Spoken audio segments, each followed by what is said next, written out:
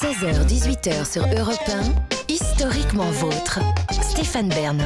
Chaque après-midi dans Historiquement Vôtre vient ce moment où on se prend encore moins au sérieux que durant tout le reste de l'émission. Si j'ai bien compris, en règle générale, on ne se prend pas au sérieux, mais pendant le quiz Born to be Alive, on se prend encore moins au sérieux, c'est ça ? J'aurais voulu mieux le dire, je n'aurais pas dit mieux. Si j'ai bien compris, j'ai bien résumé. Je crois qu'on peut passer au jeu maintenant. D'accord, Jouons. ok. Allez, on y va. Une question pour vous, Stéphane. Tout à l'heure, on a écouté Annie Cordy et ça va vous concerner. Je ne sais pas si l'un ou l'autre, Stéphane ou Clémentine, vous étiez bon au yo-yo. Mais le nom de ce jeu a été déposé pour la première fois en 1930 par un Américain du nom de Donald Duncan. Voici ma question. Au musée Altes à Berlin, il y a une Kilix, un vase peu profond, où il est dessiné au fond du réceptacle un garçon qui joue au yo-yo. L'objet date de 440 avant Jésus-Christ. Est-ce possible ou pas ? 440 avant JC. Eh oui. Ouais. C'est très possible parce qu'on voit toutes sortes de jeux très anciens chez les Aztèques ou chez les... Non, mais Sachant que le nom a été déposé en 1930. Oui, mais ça, on s'en fiche. Oui, Je vous ça, dis, le nom, ça quelque s'appelle, chose. pendant la Révolution, on appelle ça un émigrant, voilà. je crois. Parce qu'il s'en va, il revient, il s'en va, il revient. Et sous la Révolution, on joue beaucoup au yo-yo, Non, qui ne non s'appelle plus. pas le yo-yo, ce qui veut bien dire que ça existe naturellement avant 1930, Bien mais enfin, sûr. au point de descendre en 400 avant Jésus-Christ. Oui, je crois que c'est vrai. Pas de doute ? Oh, aucun doute. Allez, on vérifie. Vous avez gagné. Vous avez bien fait. C'est vrai. En fait, personne ne sait d'où vient le jouet du yo-yo, comme la toupie d'ailleurs. On sait qu'il y a plus de 2000 ans en Grèce, c'était une occupation très populaire. Une question pour vous à présent, Clémentine. L'année dernière, cela faisait 10 ans qu'il était parti. Ça vous parle, ça ? C'est du Handel, non ? C'est Handel. Non, c'est une œuvre. Est-ce que c'est Mais c'est le Handel foot, dans... c'est la Ah oui, c'est C'est inspiré ouais. d'Handel, mais c'est pas vraiment The Death of Christ. c'est la Ligue des nations européennes. Des champions. Oui, ça c'est champions. du football, mais Exactement. c'est pas dans le Messie de Handel, ça ? Ah si, bien Ouais. sûr. C'est juste inspiré, mais c'est pas tout à fait. Thierry Roland faisait partie d'une génération qui n'avait pas de tabou. La preuve, il a dit « L'équipe de France est admirée par tous parce qu'elle est black, blanc, beurre. » En fait, l'équipe de France est aujourd'hui black, black, black. Vrai ou faux ? Oh, je pense qu'il a tout à fait été capable de dire ça. D'abord, il était brut de décoffrage, il avait vraiment son franc-parler, et je pense qu'il était un peu réac sur les bords. Thierry Roland, oui, je pense qu'il est capable d'avoir dit ça. On va vérifier ça tout de suite alors. Vous avez perdu. Non, c'est pas lui qui a dit ça. Ça a été dit, mais par un autre commentateur sportif, Alain Finkielkraut. C'est Finkielkraut qui a dit ça. Oui, je sais qu'il est pas... Mais Stéphane. Et moi, Je suis teubé, mais il y a des limites. Des fois, il y a de l'humour aussi.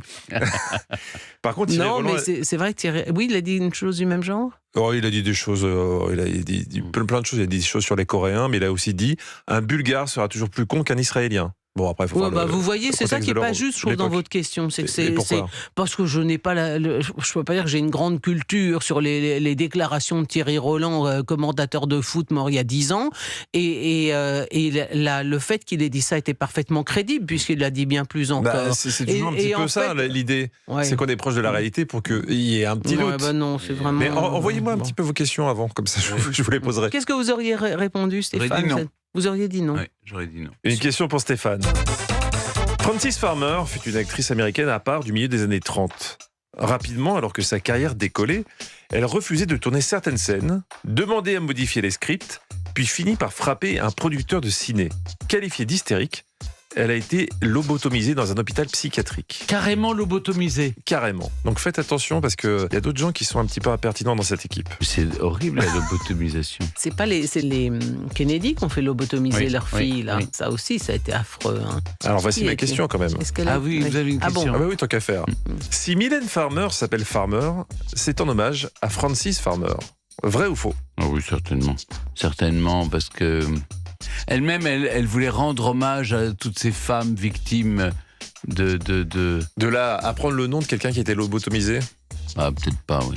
Je crois que c'est autre chose. Je crois qu'elle a pris le nom.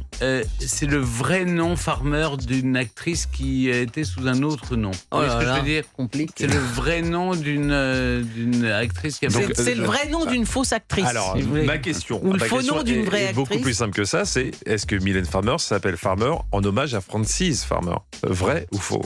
En hommage à la femme lobotomisée. Exactement. Parce qu'elle elle était très, très émue par le destin de Frances Farmer. C'est ça. Et Mylène, c'est pour Mylène de Mongeau, c'est pour... Sans doute. oui. Sans doute, mais ça sera une autre question. Allez, je veux dire oui. Vous dites oui? Oui. Allez. Vous avez encore gagné. Vous avez gagné. Mieux, petit cœur. Alors, Frances Farmer est décédée en 1970 d'un cancer de l'œsophage à 56 ans. Oh là là. Et la première chanson de Mylène Farmer est directement inspirée de l'actrice.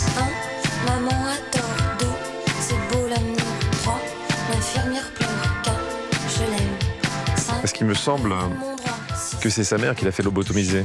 Et cette question était importante pour moi parce que j'avais raconté toute cette histoire dans mon portrait de Mylène Farmer le 12 janvier dernier. C'était juste pour savoir si vous m'écoutiez. On écoutait, mais on a... Ah non, me mettez pas dans votre combination là. Hein. Moi, j'étais pas là, hein, parce que je travaille là quand vous faites vos portraits, Jean-Luc. vos bêtises. Je les réécoute parfois, mais pas tous, je dois l'avouer. Tandis que Stéphane, lui, Stéphane il est était là tout le temps, de Mais il A a fait à une Z, micro-sieste, et il a oublié. Et j'ai pas oublié parce que j'ai donné la bonne réponse. Escroc, escroc.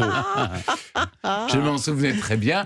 J'ai fait juste durer le suspense. Ouais, écoutez, Voilà. vous êtes malhonnête. Il Alors, est fort, il est très très comme vous êtes fort. très malhonnête, je donne une question à 2 points. Ah, merci. À Oui, mais ça n'est que Non, justice. mais même là. si vous donnez Oui, 3 oui, points, oui. ça ne lui permettra pas de me rattraper. Waouh, c'est un affront. Alors, question simple pour Clémentine. Est-ce que Madame Dubarry a connu le signe mathématique symbolisant l'infini? Vous connaissez le signe? Oui, Le petit bien 8 sûr, couché. le 8.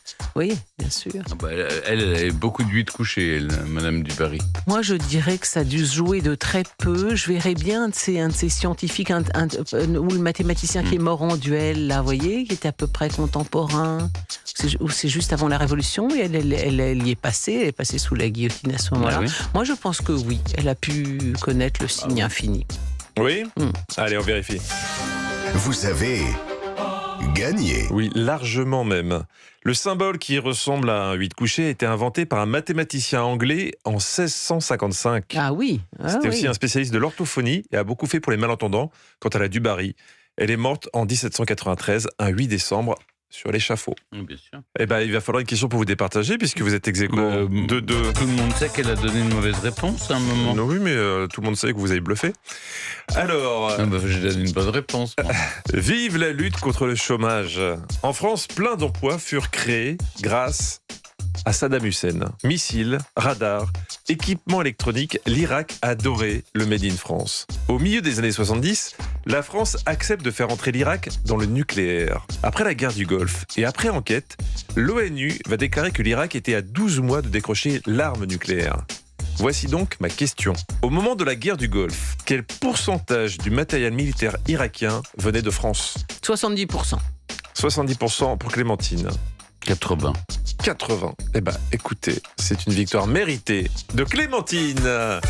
Non, vous étiez un petit peu trop.